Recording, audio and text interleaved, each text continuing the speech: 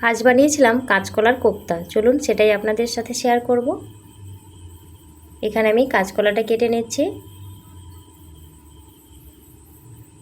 আমি 3টে কাঁচকলা ব্যবহার করছি। আলুটাকেও খোসা সমেত কেটে নেব। এখন এগুলোকে সেদ্ধ করার জন্য কড়াইতে জল আর হলুদ গুঁড়ো দিয়ে সেদ্ধতে বসিয়েছি। সেদ্ধ করে ঠান্ডা করার পরে খোসাটা ছাড়িয়ে নিয়ে এক এক করে বাটির মধ্যে রাখবো। আলুর খোসাটা এখানে ছাড়িয়ে নিচ্ছে। সবগুলো আমার ছাড়ানো হয়ে গেছে। এবার এগুলোকে হাতের সাহায্যে চটকে নিতে হবে। এখন এর মধ্যে দিচ্ছি গোটা মৌরি, গোটা জিরে, আদা কুচি। আদাটা আমি কুচি করে দিয়েছি, তাতে কি হয় খাওয়ার সময় মুখে পড়লে বেশ ভালো লাগে। আর দিলাম পেঁয়াজ কুচি, লাল লঙ্কার গুঁড়ো, হলুদ গুঁড়ো,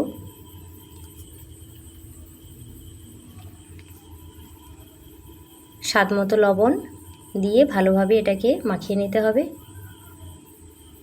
বাইন্ডিংটা যাতে ভালো হয় তার জন্য এখানে দিচ্ছি বেসন কিছুটা। আমি এভাবেই আকার করে নিচ্ছি। এটা কি গোলও বানানো যেতে পারে, চ্যাপটাও করা যেতে পারে, যেভাবে খুশি বানিয়ে নেবেন। এখন এগুলোকে তেল দিয়ে ভাজতে বসিয়েছি। লাল লাল করে ভেজে নিতে হবে। ভাজা হয়ে গিয়েছে, এবার এটাকে আমি তুলে রাখবো। এখন কড়াইতে সর্ষের তেল দিচ্ছি।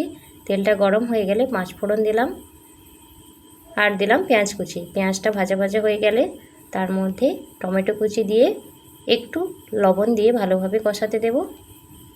এখন দিলাম রসুন বাটা